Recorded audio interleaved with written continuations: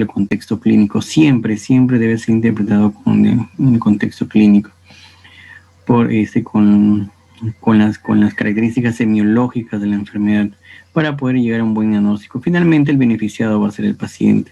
Siempre tiene que haber una buena comunicación entre el médico que informa las imágenes, en este caso los radiólogos, que son los encargados de hacer la interpretación de las imágenes, con el clínico, con el médico que trata, porque él tiene datos que nosotros no tenemos y nosotros queremos interpretar las imágenes de la mejor manera para beneficio del paciente. Entonces, por más sofisticada que sea un método de diagnóstico, no sofisticada también, sino que los métodos diagnósticos se complementan uno con otro.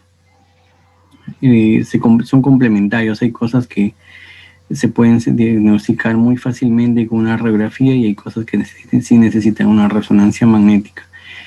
Y siempre les voy a decir que el objetivo, generalmente el objetivo del curso es que ustedes no tantos, digamos, sean expertos en radiología, ¿no? Sino que tengan las nociones y los conceptos para que ustedes puedan orientar el método diagnóstico que les puede llevar a diagnosticar su presunción diagnóstica y lo conviertan finalmente en un diagnóstico certero, ¿no? Entonces ese es el objetivo, que ustedes puedan orientar qué método diagnóstico por imagen les va a ayudar a lo que ustedes están sospechando como diagnóstico, ¿no? Entonces pero que ustedes pueden derivar a que esto lo puedo observar mejor con ecografía, esto lo puedo observar mejor con radiografía, esto lo puedo evaluar mejor con resonancia magnética. Ningún método diagnóstico es superior a otro.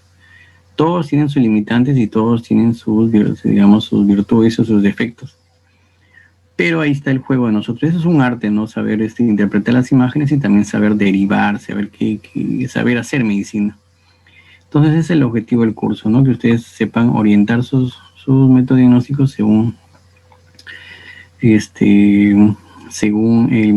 la presunción diagnóstica, ¿no?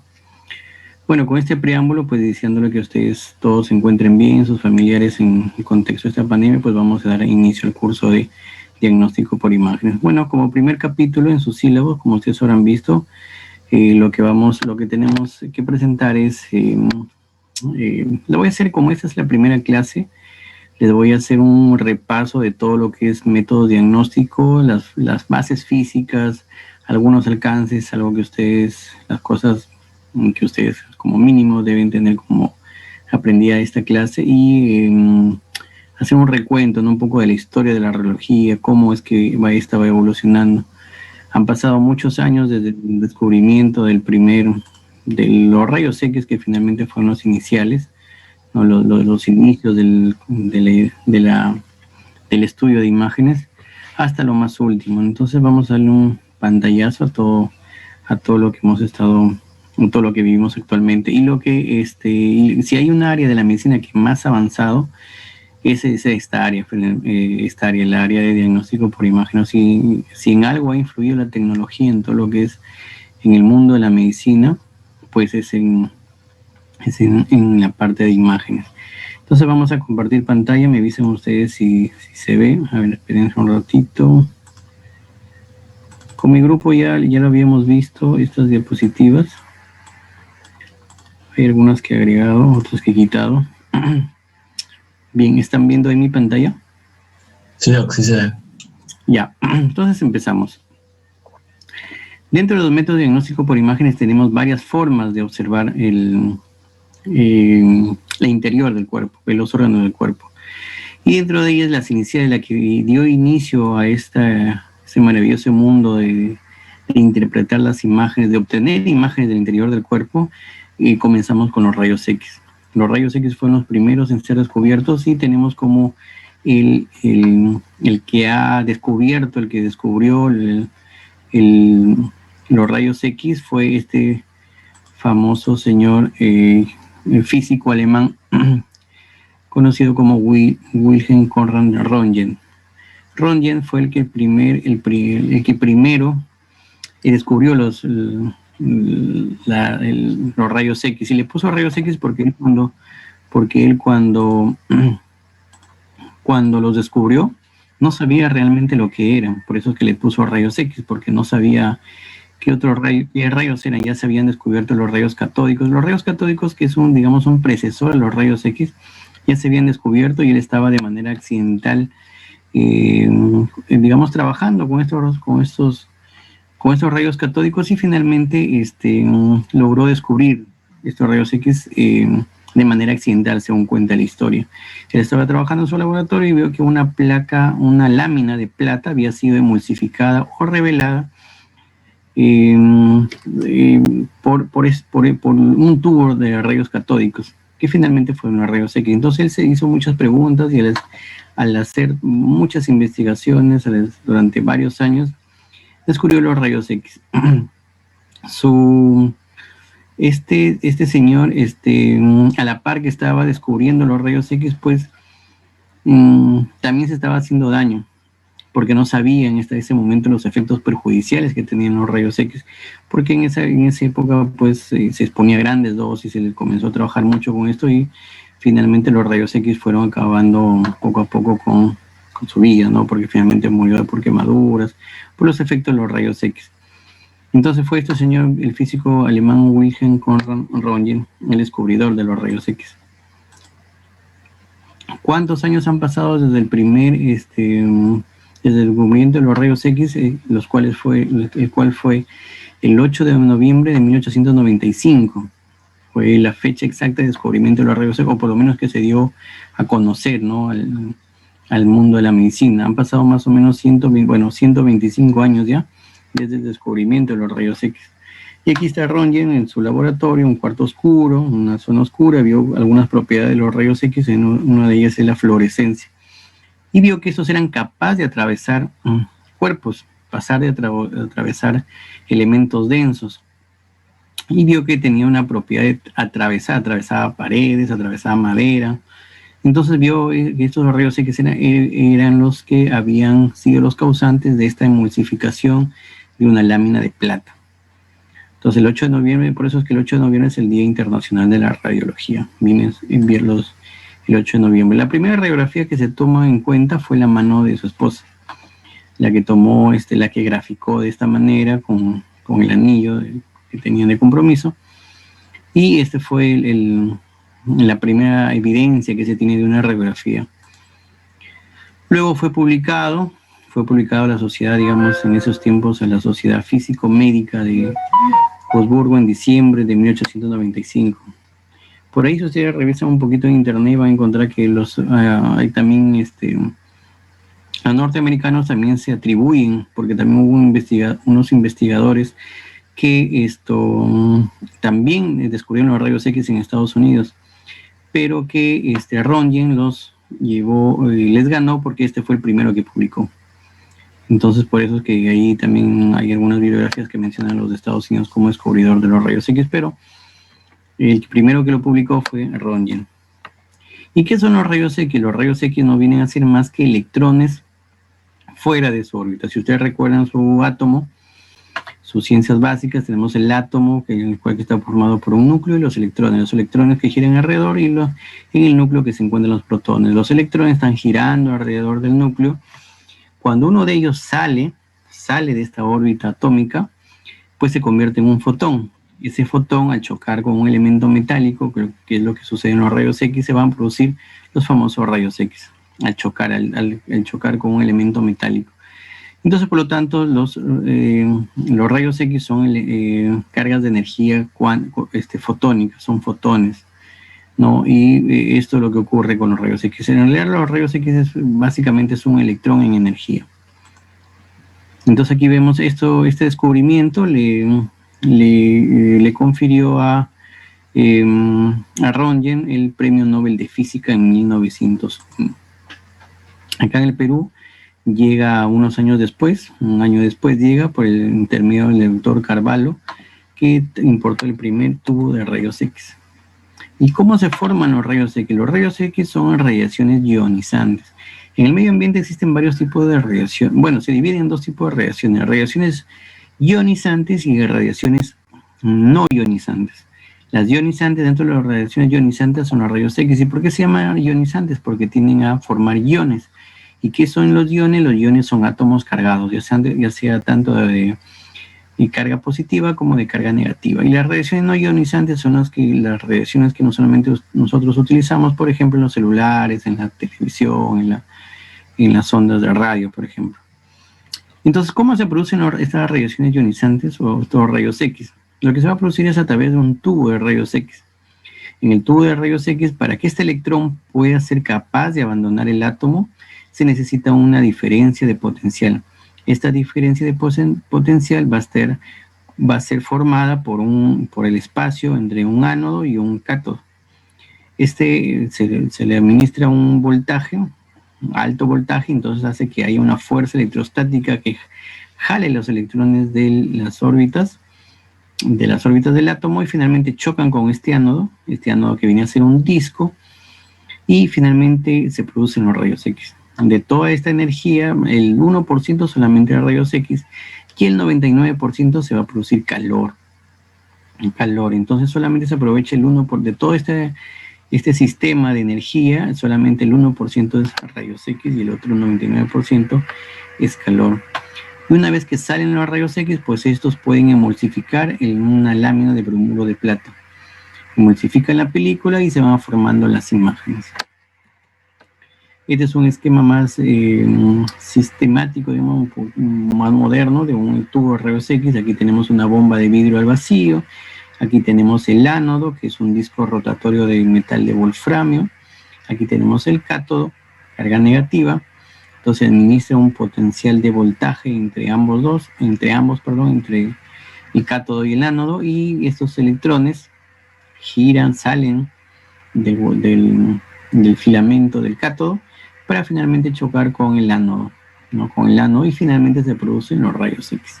Todo esto se encuentra en el sistema al vacío, todo esto tiene un sistema refrigerante, debido a que el 99% es calor y el 1% solamente es rayos X. Esto, una vez que salen los rayos X, atraviesan el paciente, se forman las placas radiográficas, que generalmente están hechas de bromuro de plato, las emulsifican y finalmente forman la imagen. ¿Qué propiedades tienen los rayos X? Bueno, tienen varias. Las más principales son la propiedad de penetración, la capacidad de penetrar cuerpos, a excepción del metal, por ejemplo el plomo, que no es capaz de ser penetrado. La segunda es la propiedad de producir fluorescencia, es decir, que si prendemos un tubo de rayos X en la oscuridad, este va a dar luminiscencia. El efecto fotográfico, la capacidad de revelar sobre todo el bromuro de plata, es decir, todos los cuerpos que se encuentren antes del bromuro de plata van a ser, colocados en escala de grises y van a formar las imágenes, que es lo mismo que ocurre en el cuerpo. Propiedad ionizante, esta propiedad es la propiedad esta es la propiedad, digamos, deleteria, dañina de los rayos X, debido a que producen iones, y estos iones son capaces de interactuar con el ADN que se encuentra en el núcleo de las células y poder formar mutaciones o efectos cancerígenos. Y el efecto biológico, que también va relacionado por ahí, más o menos lo mismo.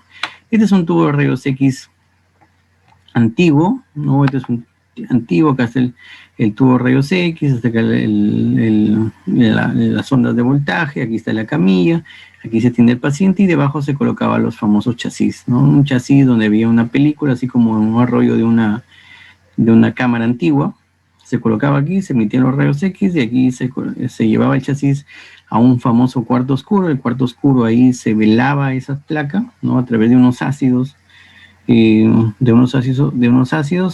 finalmente se dejaba secar más o menos unos 30 minutos y estaba lista la radiografía. Ese procedimiento más o menos duraba cerca de 45 minutos, más o menos. Entonces así era como se tomaban las rayos X antes, más o menos tenía una duración de 45 minutos. ¿Alguna pregunta con respecto a los rayos X?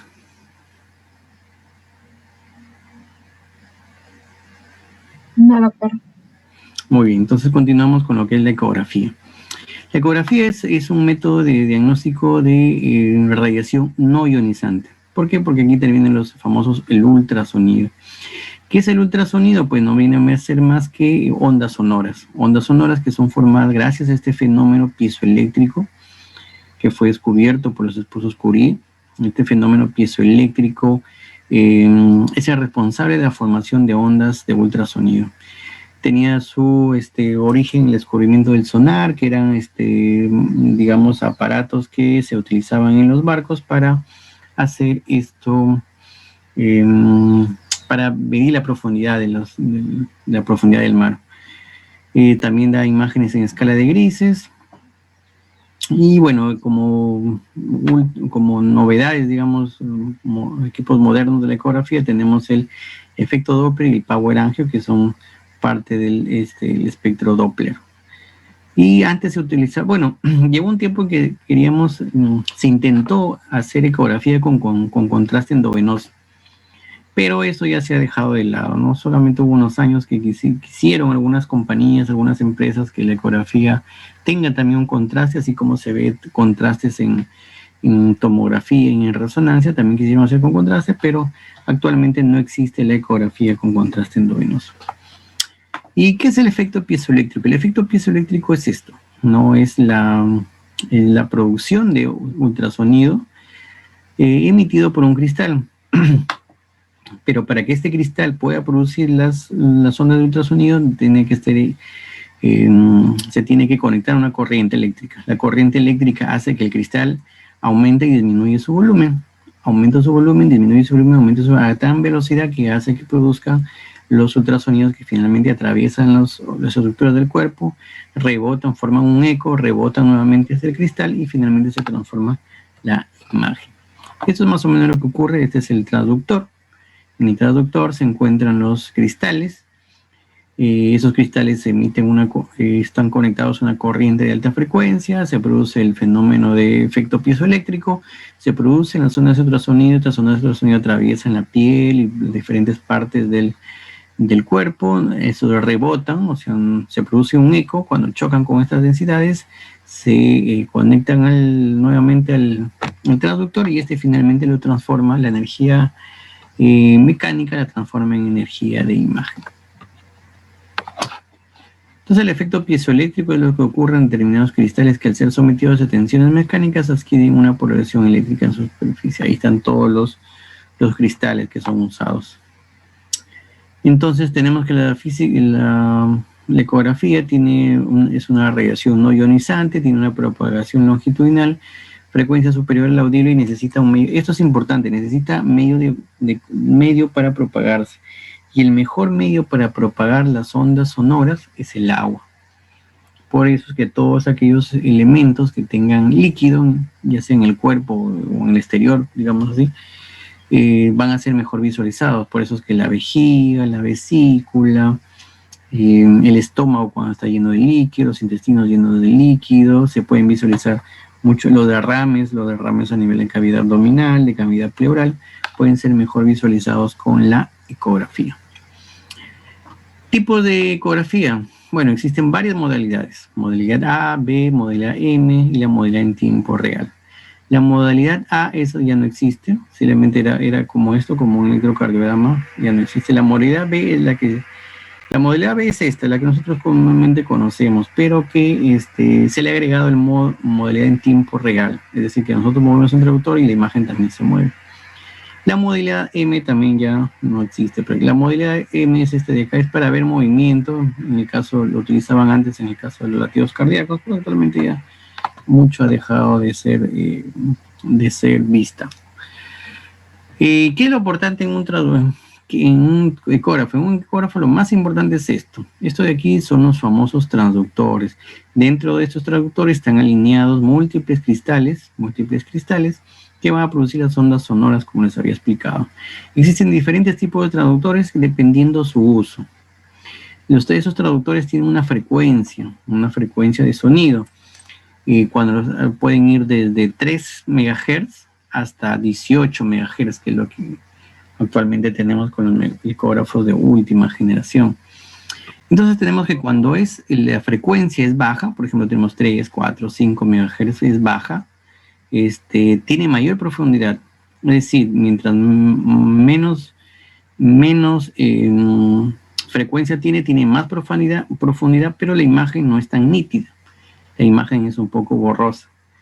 ¿Quiénes tienen esa frecuencia? Por ejemplo, los convexos van a una frecuencia de 3 hasta 5. Los intracavitarios que van desde 5 hasta 8, los sectoriales que van hasta 10 y los lineales que pueden ir desde 8 hasta 10 hasta 18 MHz. Estos de acá, cuando la frecuencia de ultrasonido es alta, tiene poca poder de penetración, es decir, no penetra mucho, pero su calidad en lo que es imagen se ve mucho más nítido. Entonces es la ventaja. Cuando utilizo, por ejemplo, los convexos, como tienen más profundidad, tiene mayor poder de penetración, lo utilizamos en el abdomen. Por eso aquí este es el abdomen, aquí vemos el traductor colocado a nivel de epigastrio, donde vemos acá el páncreas. Entonces por eso utilizamos los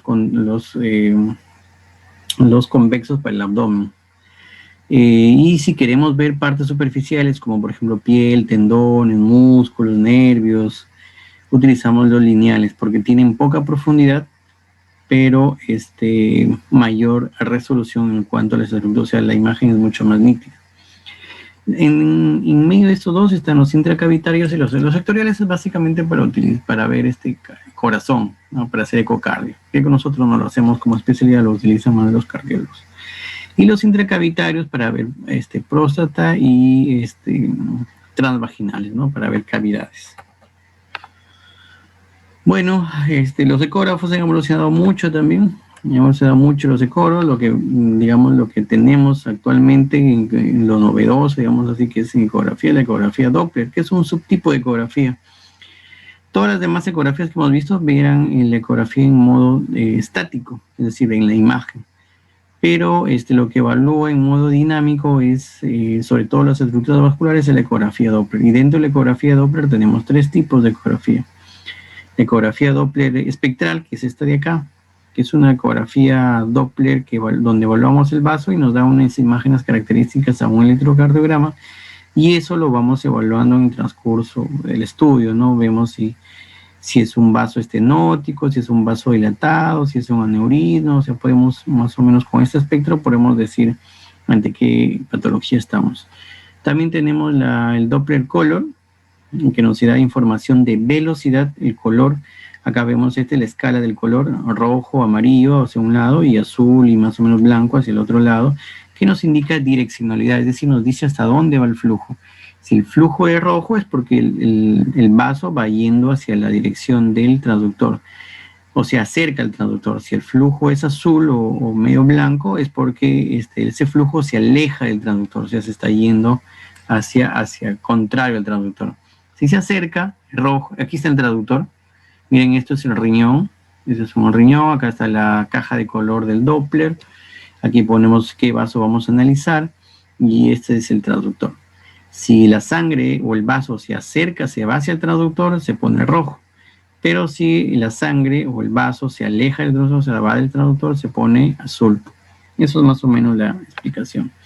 También existe sobre los últimos también que tenemos en ecografía, pues la ecografía 3, 4 y 5D, ¿no? Lo que ustedes han visto seguro por ahí en lo que es más comercial, ¿no? Sobre todo en ecografía obstétrica. Tenemos el 3, el 4 y el 5D. Lo que no básicamente tiene una ayuda más, es más, digamos, marketing, porque no se utiliza mucho en obstetricia, porque necesitamos que para hacer ese tipo de ecografía necesitamos líquido. Y obviamente allí lo aprovechamos en obstetricia porque el niño está lleno de líquido amniótico, entonces es mucho más didáctico poder visualizar, ¿no? Entonces ahí tenemos la ecografía 3, 4 y 5D. Que básicamente tiene algunas utilidades en algunas patologías, como por ejemplo ver labio leporino, falanges supernumerarias, todo lo que sea externo. En la parte interna también tiene algunas utilidades, pero tiene por ahí también sus desventajas, así que más básicamente es por parte de marketing y en gestantes, ¿no? No hacemos, por ejemplo, ecografía 3, 4 o 5D en hígado, en próstata, en abdomen, no hacemos. Existen algunos software, pero no son muy utilizados. En cambio, la ecografía 3, 4 y 5D en obstétrico, pues es bastante utilizado, ¿no? Porque se ve la carita del niño y el niño está haciendo sus muecas ahí y esos... Obviamente que les gusta a todas las personas, ¿no? Ver a su bebé, ver la carita del bebé dentro. Pero por si les digo también, de experiencia les digo que todos los bebitos sin útero se ven casi igualitos. Sobre todo cuando son en etapas tempranas, todos casi tienen la misma carita. Así que no se dejen engañar. Lenguaje ecográfico. Bueno, ¿qué tipo de lenguaje utilizamos? Así como rayos X utilizamos el rayo opaco, rayo lúcido. En ecografía también utilizamos hipoecogénico, isocogénico y pericogénico, que eso ahí lo vamos a ir viendo poco a poco. ¿Alguna pregunta en ecografía, esta ecografía aquí? Chicos, ¿todavía están ahí? Sí, doctor. Doctor. ¿Preguntas? Sí, doc, seguimos. ¿Preguntas? Nada, todo está claro. ¿Quién ingresó recién? ¿Va a ser las 5 de la tarde ya? Listo, entonces vamos a seguir con tomografía. La tomografía también es otro método diagnóstico, el cual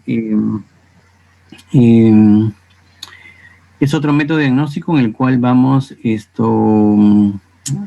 también es radiación ionizante, se utilizan rayos X, es un tubo de rayos X, el mismo tubo de rayos X que utilizamos en los rayos X convencionales, también lo utilizamos en tomografía.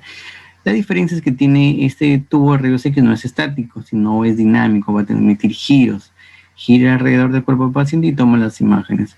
Y en la tomografía tenemos también este fenómeno que se llama fenómeno de reconstrucción o este poder de reconstrucción.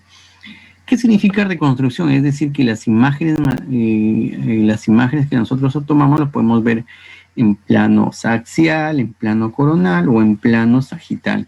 Y es más, lo podemos hacer en planos oblicuos también. Y podemos hacer estas famosas reconstrucciones en 3D que tanto nos gustan, que son prácticamente anatómicas. Y se puede ver los músculos, los vasos, los huesos sobre todo. Entonces, eso son reconstrucciones en 3D. Esa es la ventaja de la tomografía. Este es un tomógrafo, ¿no? Aquí vemos un tomógrafo. Todo esto que ustedes ven acá, este chasis, se conoce como gantry, que parece una dona, ¿no? Una rosquita. En el centro tiene su orificio y por donde atraviesa la camilla. En la camilla donde va el paciente y bueno, se desliza, no es desplazable. Dentro de este gantry está el tubo de rayos X. En este caso el tubo de rayos X no es estático, o sea, no está aquí, sino el tubo, cuando esta camilla va entrando, el tubo de rayos X gira a gran velocidad, que escanea todo el cuerpo, ¿no? Mientras va el paciente pasando, el tubo de rayos X va emitiendo su radiación y va girando, y va irradiando todo el cuerpo por diferentes lados. Eso se transforma, pasa a una máquina, una computadora, digamos, y que analiza todas las densidades, hace cálculos matemáticos grandes y en cuestión de segundos, actualmente en cuestión de segundos ya se puede ver la imagen. Antes demoraba un poquito más, pero ahora con el avance de la tecnología pues se hace todo en segundos. Todos los equipos de tomografía son acostados, ¿ya? Son acostados. No existe tomografía, bueno, hasta ahora no existe tomografía portátil, pero ya he visto por ahí algunas casas comerciales que están tratando de sacar tomografía portátil, sobre todo para cráneo. Pero acá en el Perú no creo que exista todavía ninguna de esas máquinas. Pero seguro que en unos años, cuando alguno de ustedes se decida ser radiólogo, pues probablemente ya existe. Entonces, esto es estático, el tubo de rayos X va girando, ¿no? Y lo que les iba a decir es que todas las tomografías son acostados, ¿ya? No existe tomografía de pie, ya no voy a pedir tomografía de pie como el rayos X que existe de pie y de cúbito, no. Tomografía es acostado, todas las imágenes tomadas con el paciente acostado. No existe tomografía de pie, así que no vayan a pedir tomografía de pie como una vez por ahí he visto algunos órganos. Bueno, este es otro equipo de rayos de tomografía. ¿Quién descubrió la tomografía? Es el Cormack y Hounsfield. Hounsfield, que es en honor al descubridor, es que tenemos las unidades Hounsfield. Las unidades Hounsfield, que son, este señor fue el que descubrió la tomografía. Las unidades Hounsfield, que son muy utilizadas para ver densidades de los órganos del interior del cuerpo. No. Ahí está Hounsfield, este fue el primer tomógrafo, Hounsfield haciendo su tomografía. Antes demoraba mucho en procesar esto. Actualmente todo esto es más o menos lo que explica la tomografía. Este es el tubo de rayos X, este es el paciente y aquí están los detectores. Es como si fuera la placa, digamos así, ¿no? La placa donde se va a impregnar las densidades.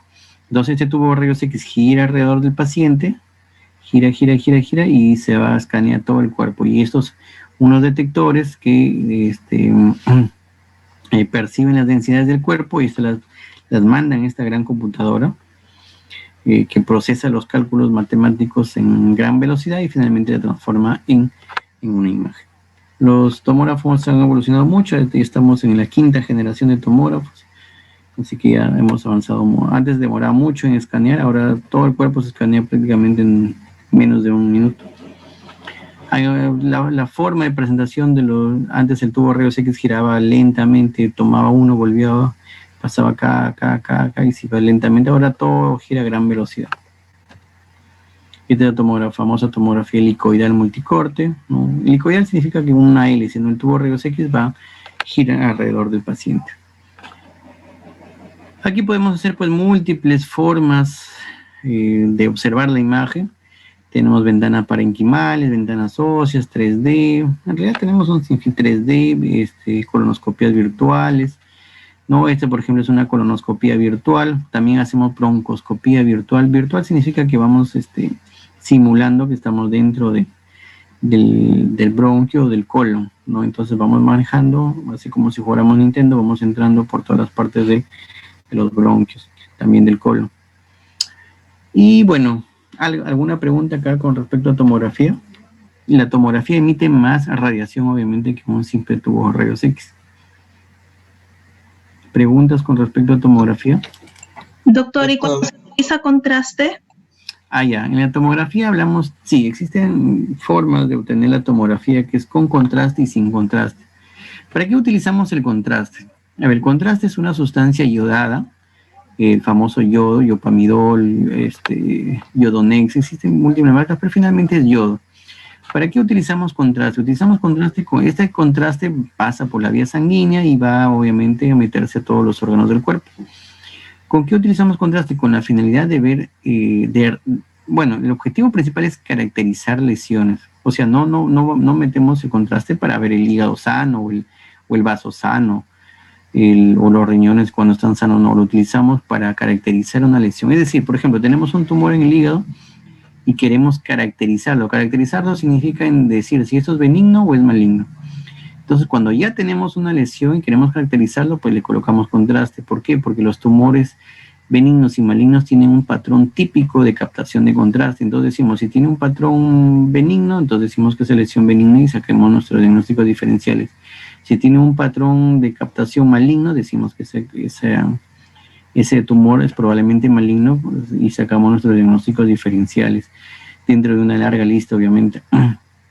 Pero es para poder decir con mayor precisión si una lesión es benigna o es maligna. No lo usamos para ver el órgano sano en sí, ¿no? Generalmente lo usamos para caracterizar tumores. Básicamente de decir si es benigno o es maligno. Ese es básicamente el objetivo del contraste. También para ver estructuras vasculares, por ejemplo, en el cerebro, para ver aneurismas. También para eso sirve, para ver aneurismas de la aorta abdominal, también, eso es una característica también. Pero básicamente su objetivo es caracterizar lesiones que encontramos, ¿no? Esa es la utilización. También tenemos contraste oral también, o sea, así como le colocamos contraste por vía endovenosa, también podemos colocar contraste por vía oral. Le damos el contraste iodado es muy, muy versátil, o sea, es muy utilizable. Le puedes colocar por vía catéter venoso central, si quieres le puedes colocar por vía endovenosa, intratecal, intrarrectal, vía oral. Se absorbe muy bien. El problema es que sobre todo los contrastes antiguos se producían mucho, tenían efectos adversos como las reacciones anafilácticas. Eso era porque eran contrastes muy hiposmolares, no eran tan similares a la mortalidad del cuerpo y por eso producían reacciones. Pero eso ya ha pasado, actualmente ya hace muchos años que ya los contrastes son bastante seguros, no han causado, si bien es cierto hay uno de cada 1.000.000, creo, de pacientes que utilizan contraste, puede ocasionar una reacción alérgica, y si ha ocasionado alguna vez han sido la mayoría de tipo leves, pero si antes se reportaban alergia al contraste, reacciones severas. O sea, el paciente hacía un shock anafiláctico, caía la presión y a veces se moría. Pero hace mucho tiempo que ya no se han reportado mucho. La gran mayoría de las reacciones que hemos tenido ahora, o que yo he visto desde que tengo esta profesión de radiólogo, eso han sido reacciones leves. Solo una vez tuve un caso que hizo una reacción un poco severa, pero no era por un contraste, o sea, no era por un estudio.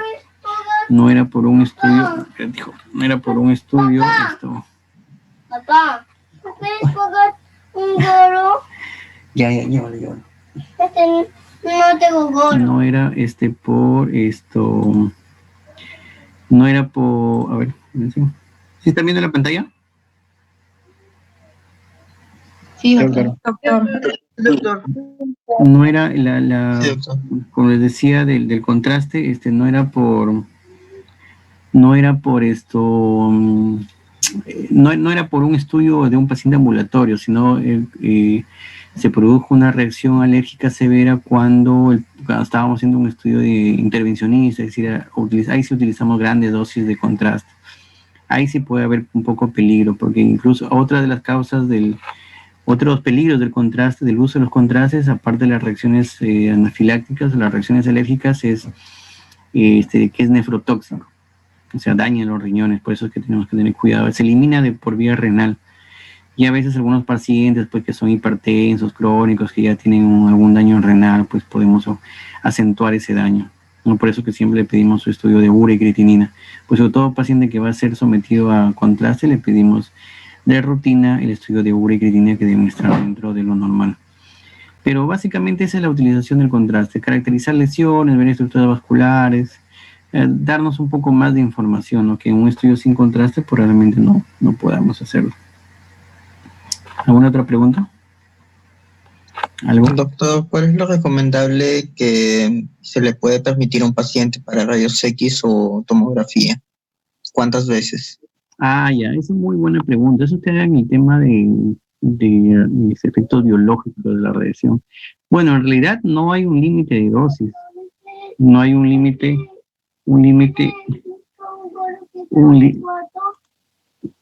no hay, chicos, un momentito, me disculpa, unos 5 minutitos. Un minutito. Doctor, no se preocupe. Sí, doctor. Bien, doctor. No se preocupe, doc. Tranquilo. Freddy Caire que la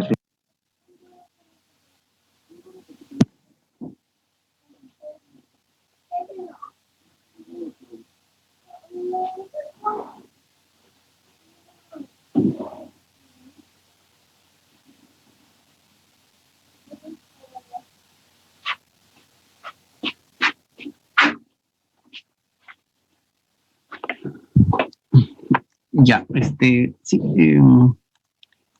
me preguntaste con respecto a qué, perdón, no te escuché muy bien. ¿Cuáles son las veces recomendables para Ya, radiografía la y para radiación. tomografía? Ya, en realidad no existe un número, o sea, cuántas veces yo he visto pacientes que, por ejemplo, son oncológicos, que los controlan cada 2 a 3 meses, sobre todo los pacientes con linfoma, por ejemplo, que reciben radioterapia o quimioterapia y que necesitan ver cómo evoluciona. A veces les toman cada 2 meses, 3 meses y tú ves su listado de tomografías y tienen como 10, 15 tomografías. Entonces, en ese tema de la radiación, sí, si bien cierto hay un instituto aquí que regula el tema de la radiación, el Instituto Peruano de Energía Nuclear, que es el que ve el tema de la radiación, pero dentro del punto de vista médico no tenemos mucho control, digamos así. Entonces, por eso es que actualmente en España se está formando una asociación que permita que en las historias clínicas se añade la cantidad de radiación que recibe un paciente. Es decir, así como existe actualmente, no en las historias clínicas que ustedes han visto, existe la hoja gráfica, donde reporta su temperatura, presión y todo eso, sus signos vitales, tiene su epicrisis, al final vienen los resultados de laboratorio de imágenes. Se le añade una hoja donde le pongan ahí la cantidad de radiación que está recibiendo un paciente en una tomografía. O sea, ve la cantidad de tomografías que tiene ese paciente, porque obviamente hay una cierta relación entre la cantidad de radiación que recibe un paciente y el probable efecto cancerígeno que se puede tener. Entonces eso se está regulando actualmente. Es probable que dentro de unos años ya exista esa normativa de colocar cuánta radiación está recibiendo un paciente. Y obviamente, pues, bueno, con los que lo que han estado conmigo en mi grupo, saben, por ejemplo, que una tomografía equivale más o menos, dependiendo de la zona del cuerpo, pero más o menos entre 3 a 4 años de la radiación natural. Es decir, por ejemplo, hacer una tomografía de tórax y abdomen equivale a 4 años de radiación natural. Nosotros normalmente recibimos radiación del medio ambiente, ¿no? Pero si ya hacemos una tomografía, dice que acumulamos esa radiación en una sola tomografía de 3 o 4 años. Imagínate si te tomas cada 3 meses, cada 4 meses, cuántos años de radiación estás acumulando. Y obviamente ese tema de la radiación es mucho más perjudicial en niños que en adultos, ¿no? Que en personas adultas, que mientras más poder de mitosis tienen esas células, o sea, mientras más están reproduciéndose, es más probable que se dañe el ADN y pueda producir alguna mutación que finalmente nos lleve a una neoplasia. Entonces, eso es poco a poco se está regulando. Actualmente no tenemos cuántas, o sea, tú te puedes tomar 10 y normal, no sabemos en realidad si vas a producir si esa neoplasia que te va a aparecer en el futuro será por el tema de la radiación que tuviste o es una neoplasia de novo, ¿no? De características genéticas, porque ya estabas, digamos así, tenías algún gen dañado, pero o fue una neoplasia ambiental. Pero no tenemos una regulación. Si bien es cierto, sí sabemos que existen incidencia de cáncer por radiación, pero no tenemos a ciencia cierta cuál es el límite. Hay límites, sí, hay algunas regulaciones, digamos, sobre todo en personal ocupacional, pero al público no tenemos mucha regulación. Entonces eso poco a poco se va regulando.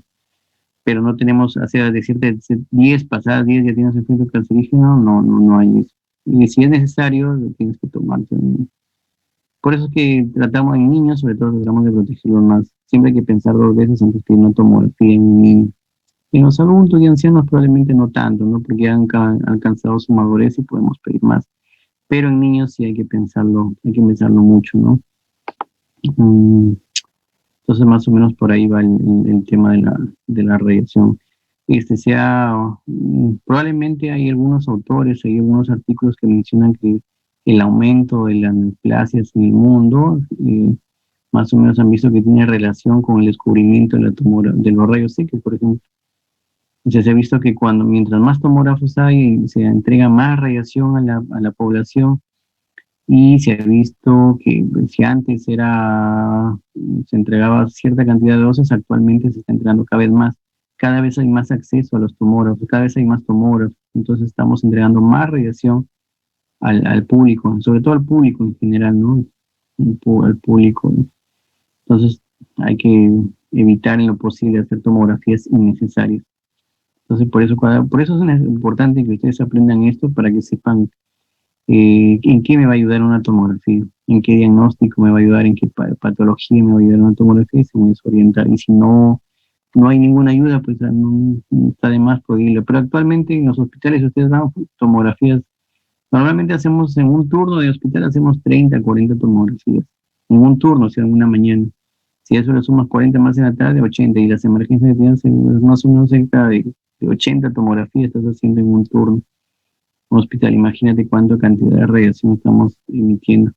Y y los médicos actualmente, pues a todos les gusta la tomografía, ¿no? Pero por el famoso por si acaso, ¿no? Por si acaso piden la tomografía, por si acaso. A veces justificada, a veces injustificada. Pero bueno, eso es lo que hay. Así estamos en este mundo de la tomografía, de las imágenes. ¿Alguna pregunta? ¿Otra pregunta con respecto a tomografía? Bueno, entonces seguimos. Resonancia magnética. Con la resonancia magnética sí, aquí el problema no es tanto la radiación, porque es una radiación no ionizante. Aquí el tema con la resonancia magnética es más que todo tiempo, porque la resonancia magnética es tiempo. En el resonador, como es una radiación no ionizante, es básicamente un estudio electromagnético, es un magnetismo. Para obtener las imágenes de la resonancia magnética necesitamos es como si fuera un gran imán, es un imán potente, que obtiene las imágenes, ¿no?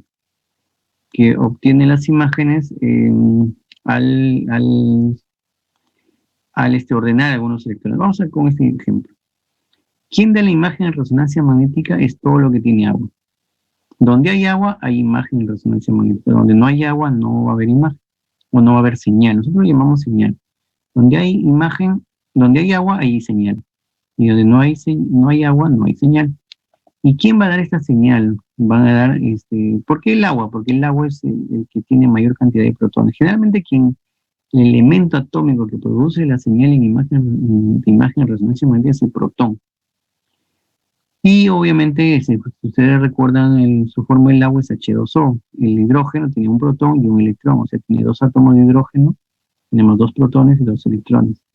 Y están allí, ¿cómo se llama esto? Están con una carga positiva y una carga negativa.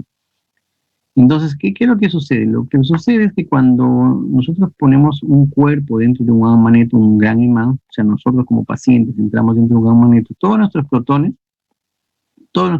que se encuentran obviamente en el agua ahí, dispersos en diferentes movimientos, digamos, yo siempre hago más o menos para que entiendan este ejemplo, ¿no? Cuando ustedes, por ejemplo, están en el aula y no hay profesor, ustedes cada uno está por un lado, cada uno está por otro lado, hacen un desorden. Cuando llega el profesor, todos se alinean, todos se sientan en sus carpetas. Eso es lo que ocurre cuando el cuerpo está en un magneto. Todos los protones que se encontraban desordenados se comienzan a alinear, se alinean, están alineaditos, están en una fila. Eso es lo que hace el magneto, ordenar los protones. ¿Qué es lo que sucede si ustedes están en clase, por ejemplo, están ordenaditos y escuchan por la ventana de la derecha, escuchan un ruido? Todos ustedes automáticamente van a voltear la cabeza hacia el lado derecho. Entonces, obviamente, está tratando de identificar el ruido. Eso es lo que ocurre con el resonador. Cuando todos están ordenados, va a haber, en este ejemplo, aquí está el magneto, acá están los electrones ordenados, van a ver que otro elemento externo, que se conoce como pulso de radiofrecuencia, es emitido a los electrones. Ese pulso de radiofrecuencia, estos protones se muevan de su eje. Igual ustedes, ¿no? Cuando están en el aula, escuchan un ruido por fuera de la ventana, ese ruido vendría a ser el pulso de radiofrecuencia. Ustedes giran la cabeza hacia un lado y eso ocurre, y eso es lo que va a producir energía. Una vez que dejan de escuchar el ruido, todos nuevamente voltean la cabeza hacia adelante, hacia el profesor, y ese movimiento entre, digamos, ese vaivén de ordenarse, desordenarse, ordenarse, desordenarse, es lo que va a producir la señal. Entonces el pulso, este es el magneto, acá están los protones, este es el pulso de radiofrecuencia, se emite el pulso de radiofrecuencia, los electrones se desordenan, luego deja de emitirse este pulso de radiofrecuencia, los electrones nuevamente vuelven a ordenarse, y entre ese movimiento entre ordenarse y desordenarse va a producir una señal. Esta señal es captada por una antena.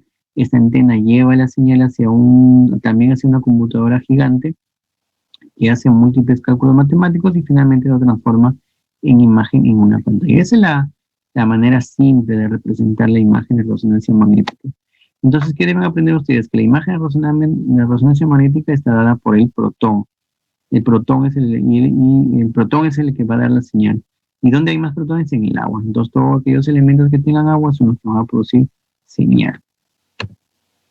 Aquí tenemos el equipo de resonancia magnética, muy parecido a un tomógrafo, sino un poquito más largo.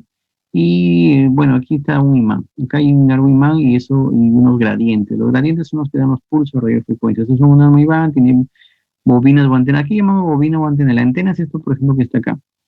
Esta es una resonancia magnética de abdomen. Entonces tenemos como esta manta. Esta manta en realidad no es una manta cualquiera, es una antena. Es una antena que capta la señal y lo lleva hacia la consola y la pantalla para formar la imagen. En cerebro también tenemos una antena, que es una especie de cuadrado que le ponemos en la cabeza al paciente. Y aquí en resonancia magnética vamos a ver este tipo de imagen. Las imágenes tienen mayor contraste. Aquí hablamos de secuencias. T1, T2, FLIR, STIR, SPGR, Fiesta, Trufis. En realidad existe un número de secuencias que son siglas, muchas veces son siglas, y para complicarnos la vida a veces como existen, ¿por qué existe a veces tanta secuencia? Porque a veces, bueno, no a veces, sino los equipos, los fabricantes, digamos, de los equipos de resonancia magnética le han puesto una secuencia, le ponen un nombre, una marca le pone un nombre y la otra marca le pone, es la misma secuencia, pues le pone otro nombre. Se nos complica en la vida. Aquí los resonadores, las grandes compañías que fabrican resonadores, tenemos Philips, Siemens, Toshiba, General Electric, que son las marcas más reconocidas, digamos, y cada una de ellas tiene una secuencia. A una secuencia, por ejemplo, acá en Siemens le ponen Fiesta, en General Electric le ponen Trufis, en Philips le ponen SPGR, o sea, es la misma secuencia pero con diferente nombre. Entonces nos complica un poco la vida, así que uno tiene que estar adaptando, saber en qué equipo estamos y ver la secuencia. Pero sí hay unas secuencias que son básicas, ¿no? Hay unas secuencias que son básicas, porque en T1 y T2 eso sí va a haber en todas. Pero ya secuencias avanzadas ya cambian de nombre y nos complica mucho la vida. Cada secuencia tiene una particularidad diferente, nos permite observar patologías diferentes. Por eso es que es muy importante que ustedes cuando pidan un estudio de resonancia magnética, pongan ahí qué es lo que quieren ver, ¿no? O la sospecha diagnóstica, por ejemplo, aneurisma, ya entonces el tecnólogo sabe qué secuencias va a hacer. O quieren ver, por ejemplo, enfermedades desmielinizantes, ya sabe el tecnólogo qué secuencias va a ver, qué va a hacer.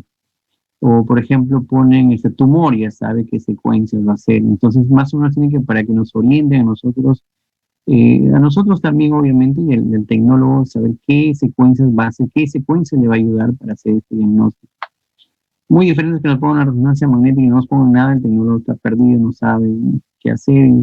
La ventaja es que cuando ya a los tecnólogos que ya tienen experiencia, cuando no les ponen nada es porque ya van viendo, no van haciendo una o dos secuencias y ya van viendo, más o menos van viendo qué encuentran. Entonces, según eso ya le van agregando otra secuencia.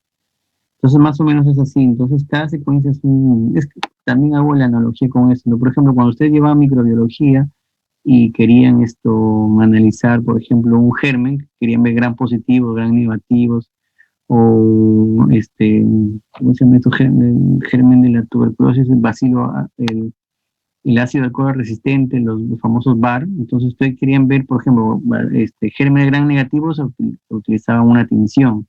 Si quieren ver gérmenes gran positivos, utilizaban otra tinción. Si querían ver, por ejemplo, glóbulos rojos, me acuerdo que era el HY.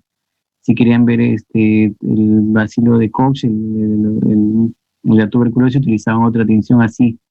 Así es más o menos lo que ocurre en resonancia magnética. Cada secuencia tiene una particularidad diferente. Y, bueno, la resonancia magnética, la calidad del contraste es mucho más alta que en tomografía. Podemos diferenciar sustancia gris, blanca, podemos hacer imágenes en 3D. Y lo último en resonancia magnética es que no solamente nos permite ver la parte morfológica, sino también podemos ver la parte funcional. Por ejemplo, esa es una resonancia magnética funcional donde estas áreas rojas indican actividad del cerebro. Su utilidad está en que nosotros podemos utilizar esto para hacer planeamiento quirúrgico, es decir, cuando encontramos un tumor y queremos ver qué zona del cerebro es la que se encuentra dañada o la que se encuentra cercana al tumor, pues nos sirve para planear el planeamiento quirúrgico, ver qué área del tumor tenemos que sacar, qué área no, porque si sacamos esa área, pues vamos a dañar más al paciente. Entonces eso es más que todo para planeamiento quirúrgico, la resonancia magnética funcional. Tenemos esto, que es la famosa espectroscopía, que viene a ser que es considerada actualmente una biopsia virtual, es decir, encontramos un tumor y le aplicamos una secuencia de espectroscopía para ver esto. Esto de acá, que son múltiples metabolitos que tienen la forma muy parecida a un electrocardiograma, nos permite decir si estamos ante una lesión benigna o maligna. Entonces, como si le hiciéramos una biopsia a ese tumor. Y podemos decir a través, según cómo se muestren o se representen estos metabolitos, decir si eso es benigno o maligno, si es una lesión esclerótica, en fin, hacer muchas aproximaciones diagnósticas. Y también lo que tenemos es la radiología intervencionista. La radiología intervencionista, que es parte de la radiología en la cual utilizamos las imágenes para guiar y hacer procedimientos, ¿no? Por ejemplo, las famosas angiografías, en el cual a través de un catéter ingresamos, a través, perdón, de la arteria femoral, ingresamos un catéter, lo vamos guiando por la arteria ilíaca, luego la arteria abdominal y finalmente llegamos hacia el cerebro, donde podemos hacer múltiples procedimientos, angiografías, colocación de stents, clipaje de neurismas, todo esto guiado por una máquina que se llama angioscopio, perdón, que se llama angiógrafo, y vamos viendo el catéter cómo va ingresando. Utilizamos rayos X como si fuera un video como si fuera un cine, y lo vamos aplicando y vamos guiando el catéter. Nos permite hacer procedimientos como de, drenaje de abscesos, biopsias de tumores, en fin, nos permite hacer todos esos tipos de procedimientos. ¿Pregunta, chicos, hasta aquí? ¿Alguna pregunta? Sí, doctor. Sí, dime. Y acerca de la medicina nuclear. Ah, ya. La medicina nuclear es una rama muy extensa también. En realidad lo que utilizamos, las radiaciones ahí son radiaciones nucleares. Es una radiación mucho más potente, es mucho más peligrosa también porque puede atravesar incluso eso, puede hacer mucho daño al cuerpo, puede atravesar paredes, incluso algunas veces puede utilizar el material que utilizamos es mucho más grueso, digamos así, porque esa radiación es persistente. O sea, la diferencia con la radiación ionizante es que la radiación ionizante es instantánea. Es decir, si nosotros tomamos una radiografía, eso solamente se ve en ese momento. O sea, el efecto es en ese momento, en el cuarto, en ese momento que prendemos el tubo de rayos X. Pero en la radiación nuclear, esa radiación puede permanecer. Incluso se ha visto que, por ejemplo, si derramamos una sustancia radioactiva, esa puede ir, puedes llevar, si pisas esa sustancia radioactiva, tú puedes llevar esa sustancia radioactiva a tu casa y estaría radiando a todos tus familiares. Desde el punto de vista médico nos ayuda a hacer, no solamente es para el diagnóstico, sino también para tratamiento. Podemos utilizar, por ejemplo, yodo 131 para ablacionar, reducir tumores de la tiroides, hacer diagnóstico de metástasis óseas con otro tipo de marcador. En fin, esto es todo un área, por eso es que existe la especialidad de medicina nuclear. Existen médicos nucleares, médicos radiólogos, médicos radioterapeutas, donde utilizamos también las radiaciones ionizantes para quemar tumores. Es otra especialidad, es un mundo, en realidad. No me meto mucho en la medicina nuclear porque no es mi área, es otra especialidad, en realidad eso es otro campo, ¿no? Existen médicos específicamente para medicina nuclear, y no solamente, como les repito, es para ver diagnósticos, sino también para hacer tratamiento. ¿Alguna otra pregunta? Gracias, doctor. Doctor, una pregunta. Dime. ¿La de sintometría utiliza el mismo patrón de rayos X? Ah, sí, utiliza es ¿O muy es? similar a los rayos X, pero en este caso no es para ver densidad del hueso. No, que quiere ver la densidad del hueso, con cálculos analíticos lo extrapola a la población y ver si ese hueso está osificado o no está osificado. Es básicamente para ver densidad ósea. No nos da diagnóstico de imagen, sino de densidad. Nos mide la densidad del hueso. Nada más, no tiene otra función. Ah, pero en este caso entonces nos serviría solo para confirmar diagnóstico de osteoporosis Sí, o... solamente es para ver osteoporosis, osteopenia o hueso normal. Nada más. Ok. No nos da, o sea, no sirve para tumores, solamente es para ver densidad. Ok, doctor, muchas gracias.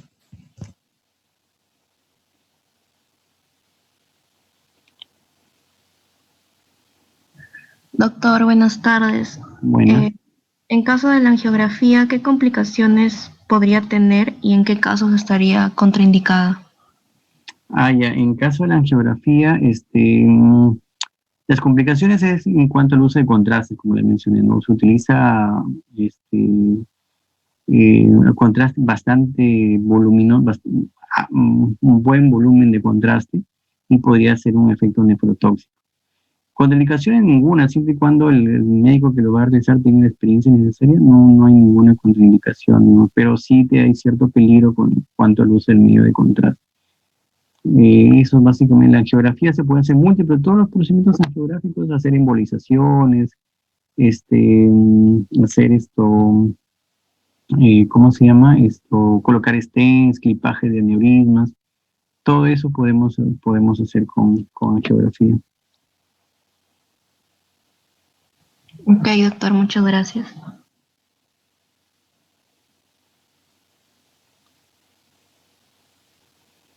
¿Alguna otra pregunta? Doctor, ¿una mujer embarazada tiene acceso restringido a lo que son rayos X o normal? Sí, sobre todo el primer trimestre. Los primeros trimestres de acceso restringido. No así en resonancia, no así en ecografía, pero en rayos X sí es el acceso debe ser restringido. Solamente hemos llegado a tomar radiografía